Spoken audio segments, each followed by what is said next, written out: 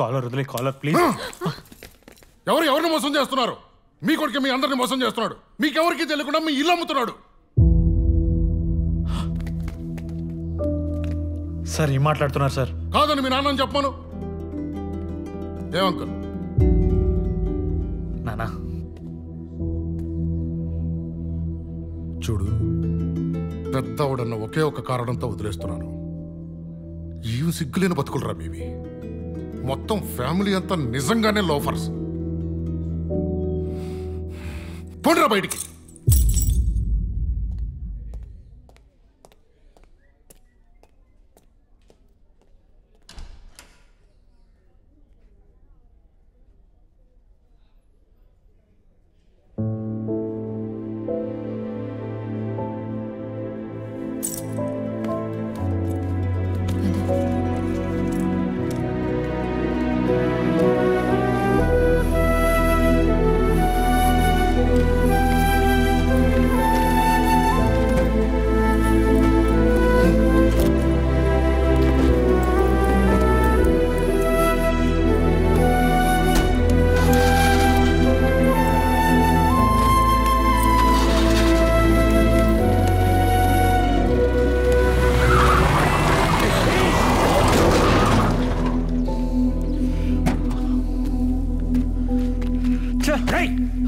నీకేమన్నా పిచ్చిగా నెక్కిదా?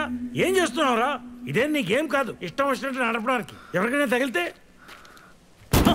ఇదేమన్నా నీ క్లాస్ అనుకున్నావా నాన్న లెక్చర్ పీకడానికి? ఇంతేనా? మేము ఇంకా తెలుసుకోవాల్సిన విషయాలు వేరే ఏమైనా ఉన్నాయా? ఏంట్రా అరుస్తున్నావు? అవునరా, నేను ఇల్లు అమ్ముతున్నాను. ఉన్నది ఒక బోడీ టీచర్ ఉద్యోగం, అది కూడా ఊడిపోయింది. దాన్ని పెళ్లి చేయడానికి నాకు వేరే మార్గం కనపడలేదు. పెళ్లి కోసం ఇల్లు అమ్మేస్తున్నారా? సరు, ఈ విషయం నీకు తెలుసా? వావ్, ఇంత పెద్ద డెసిషన్ తీసుకునేటప్పుడు మమ్మల్ని ఒక్కసారి కూడా అడగాలనిపించలేదు కదా?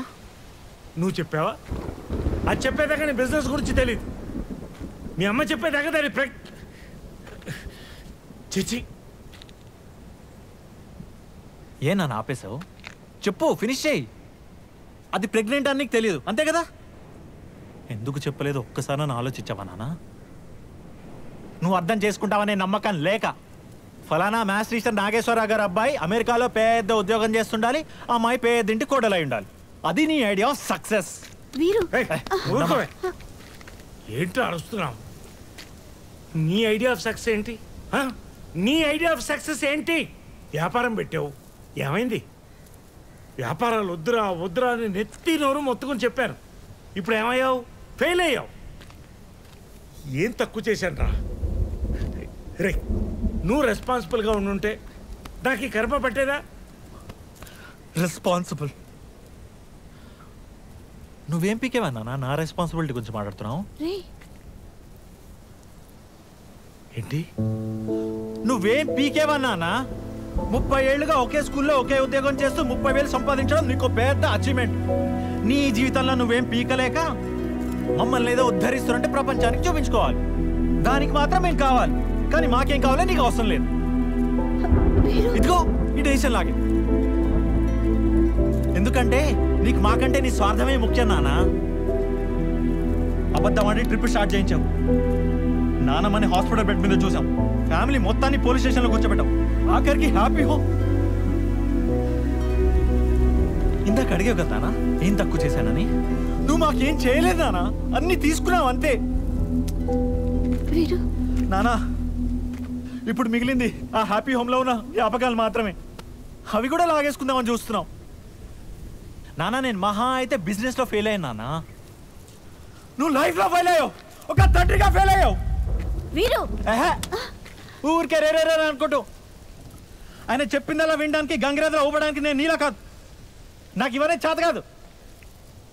ఈయన గారిని నమ్మి మీరు అస్థికలు గోవాలో కలుపుకుంటారో గంగలో కలుపుకుంటారో మీ ఇష్టం. నన్ను వదిలేయండి, నన్ను దొబ్బకండి.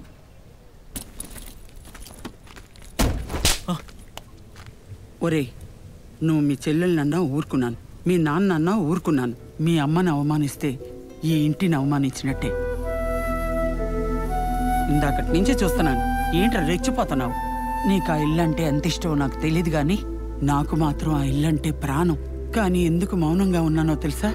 వాళ్ళ బాధ్యతలో తోడలేని ఎవరికీ వాళ్ళ నిర్ణయాన్ని ప్రశ్నించే హక్కు లేదు. అది నాకైనా నీకైనా. ఎవరు అర్థం చేసుకున్నా చేసుకోకపోయినా నువ్వు అర్థం చేసుకుంటావు అనుకున్నాను నానమ్మా. నేను ఎప్పుడు ఒంటరి వాడిని నేను గుర్తు చేశావు.